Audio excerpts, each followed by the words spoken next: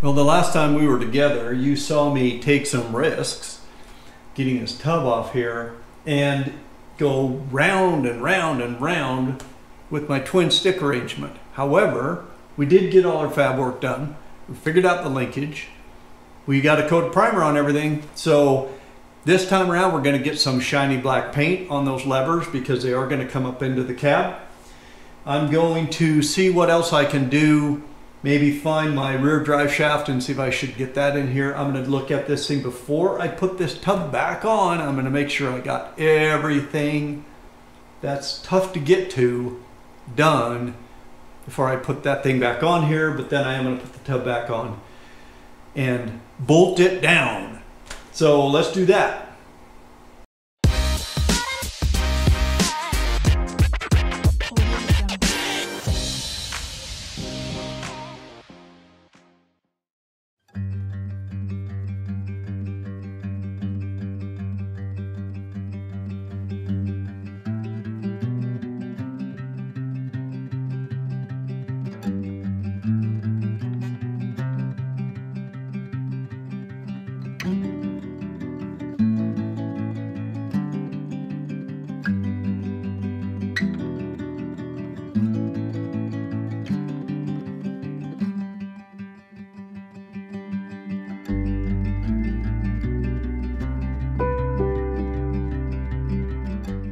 I'm gonna let you watch over my shoulder as I put this back together.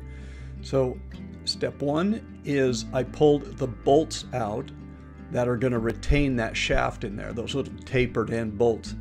I wanted to be able to look down in the holes and see when the holes in my shaft are lining up. So as long as I had enough light down there, I could see down in, see when everything's lined up. Now I had painted the whole shaft, which I wanted that painted inside there so it wouldn't rust so much.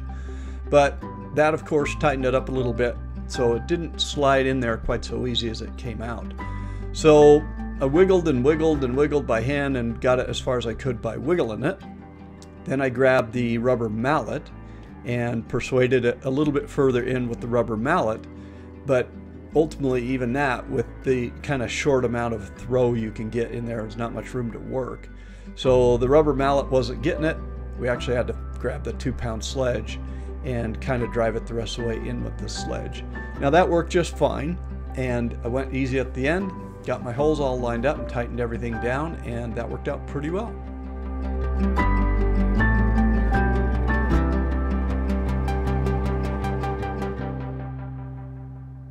Okay, so once the shaft is kind of locked in place, next step is to place your arms in between that kind of the control arm there.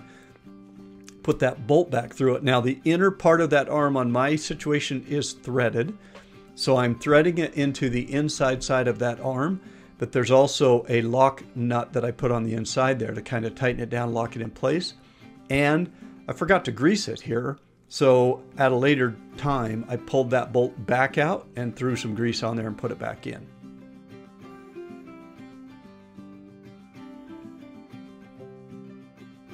Okay, with our arms in place, now the easiest thing I found to do was just rotate that outer arm completely up out of the way, which gives you plenty of room to work to get your inner linkage in there. That was a short one. You'll notice that I have put my locking nut back in between my two end pieces there. And again, this one was shortened up enough that there was really only room for one lock nut in there. But now I'm actually putting my pins through my arm for good, and I'm tightening those down, and I'm using those lock nuts that I mentioned earlier. So you do need 2 1/2-inch wrenches here, one to hold the kind of nut side on the top of this, and then one to tighten down your actual nut. And then it's the same 1/2 inch, you give that little lock nut on your fitting or on your end piece there, kind of a little bit of a torque. I didn't really tighten that down horribly tight, but I did tighten it down enough to keep the threads from backing out of that thing. And then I'm adjusting my outer lever again so that when I'm in the neutral position on my transfer case, my levers are lined up nice and neat next to each other. So now I can get my outer linkage put in place, and you'll see there I go backing those lock nuts back out to the end piece, and a final tighten of everything, and we're good to go.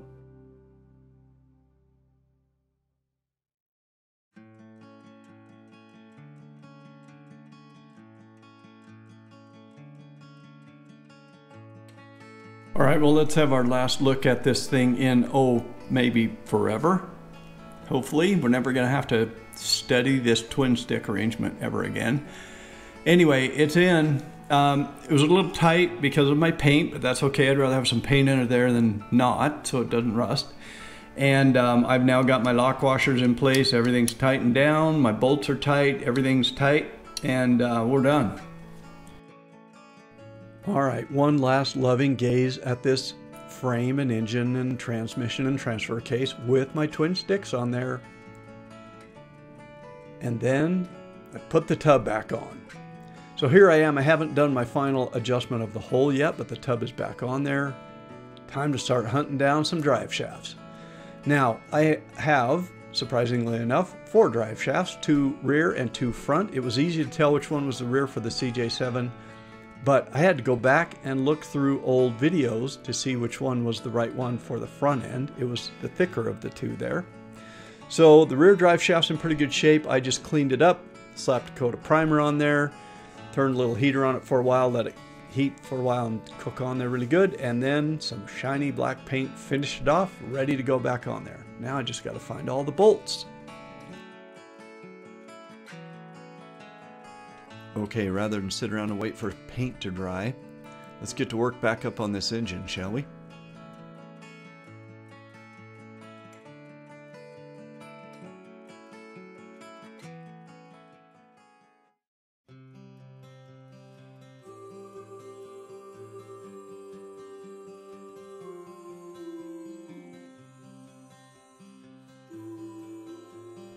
So I'm a little uncertain about how this bracket goes on here. I may have to go back and look back through an old video and see where that thing goes. I'm pretty sure that's the power steering pump bracket, but I can't figure out if I'm putting it on the right way or the wrong way or what hole it's supposed to line up with. But luckily I videotaped all this the first go around, so I can just go back and watch the video again, figure it out.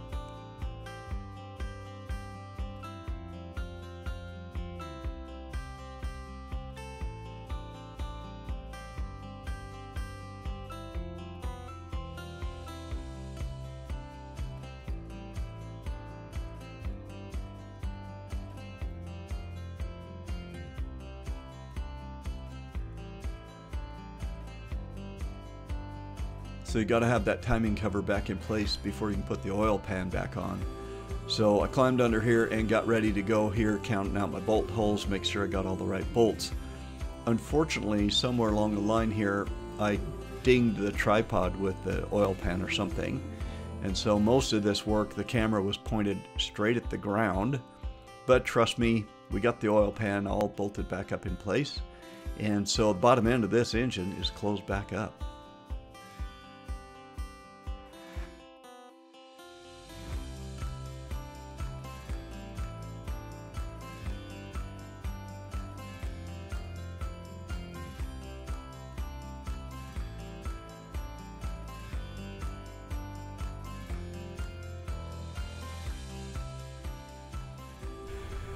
All right, well, we got the oil pan back where it belongs, and that timing cover and water pump close to where it goes.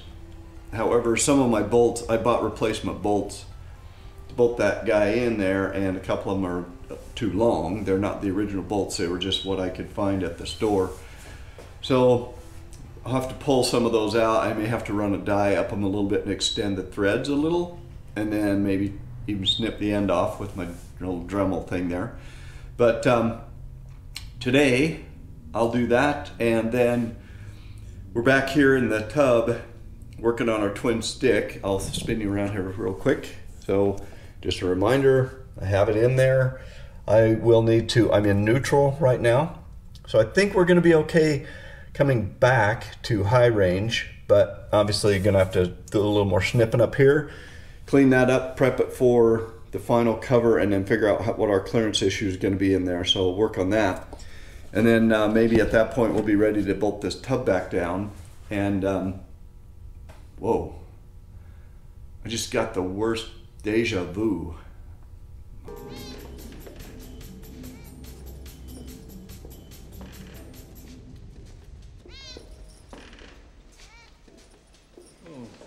Deja vu.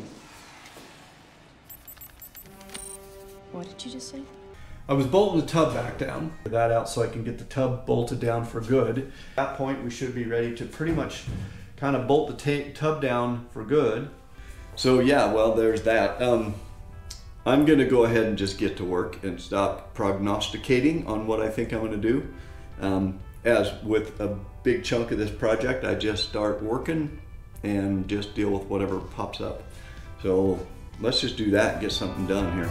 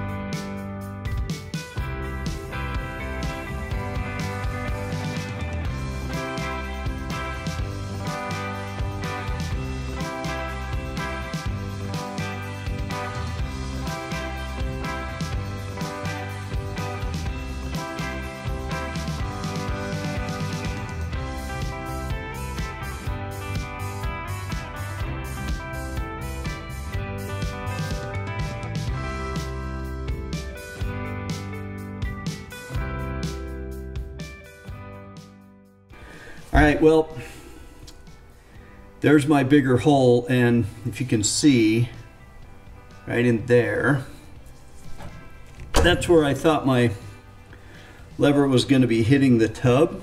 And you might have to take my word for it because I don't know if I'm getting any light through there, but it is clearing the tub a little bit when I'm in 4 high. So I think it's going to be just fine. So there's our clearance that I've cut out for the sticks. You can see that probably I could have come, you know, up to this area in the back. It's probably a little bit too big in the back, maybe a little too big in the front, whatever. It's got plenty of room to work now. So we're done messing with those twin sticks for now. All right, I'm going to show you what I've done with these bolts, or with one of these bolts.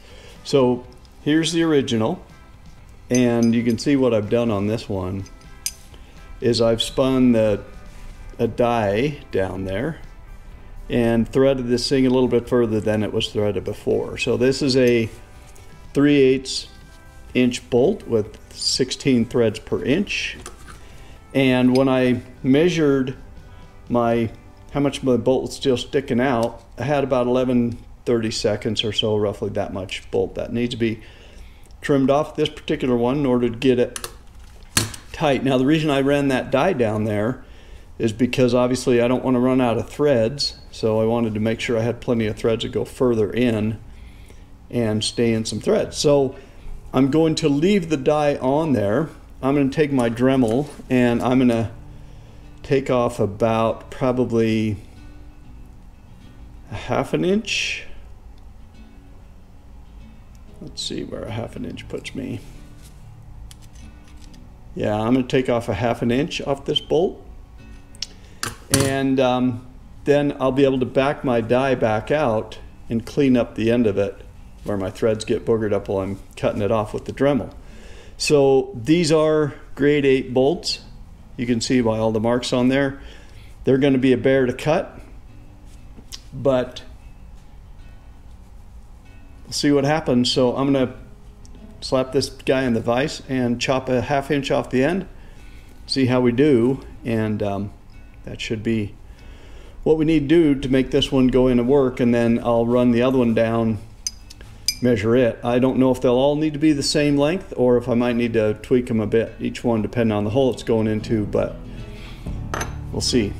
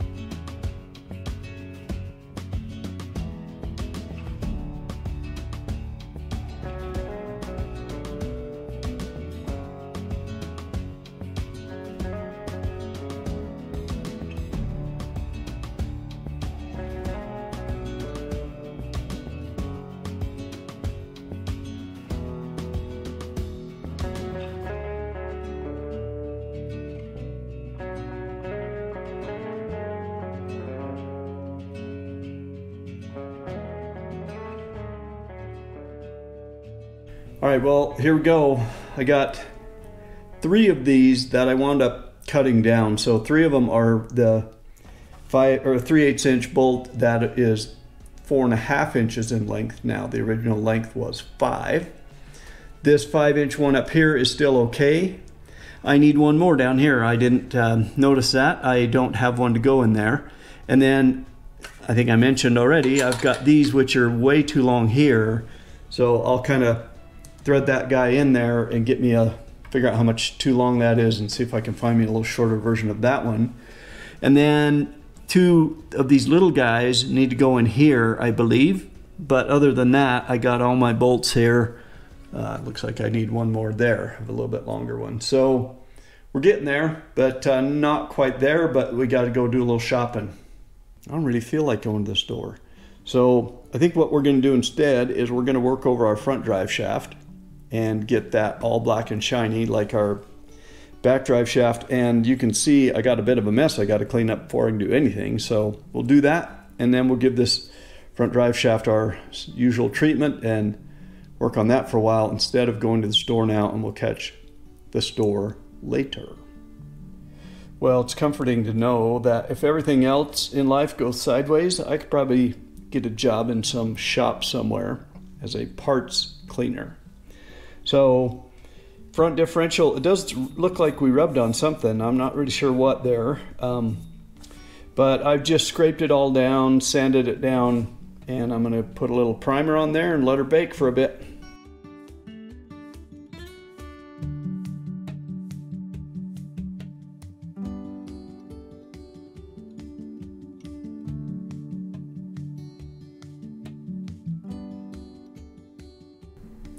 All right, well, it's about dinner time, but before I wrap this, I just thought I'd let you know where we're at. Front drive shaft is here on the bench. It's got a couple of coats of primer on it, and I've got my little heater positioned right here by it to kind of help that stuff dry real good. I was trying to preserve the U-joints that were in here because I didn't think they were very old. But I think I mentioned before that if you knock one of these caps off the end of your U-joint, these little needle bearings can come out. And I did knock one of these caps off, quite forcefully as it turns out, and it went shooting clear up there across the garage floor.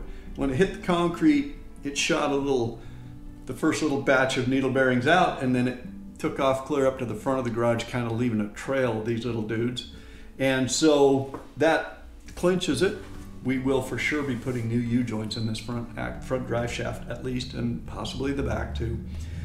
So really the treatment left for these is shiny black paint, new U-joints, ready to go back in the Jeep. So we'll do that next time around. I'll figure out then what the rest of the bolts I need for the timing cover and water pump up there, and I'll go back through a couple of videos and see when I was taking all that apart how that steering bracket mounts, because I'm not sure I have that in the right place. I think I mentioned that before. So I'll have to go back and look at some stuff. But next time around, I think most of our attention will probably be in that engine compartment. A lot to do up there yet. But the more I can get done while it's all torn apart, then the better I'll feel about putting the fenders back on and the radiator and the hood and all that stuff. So I'll see you next time around. Thanks for watching.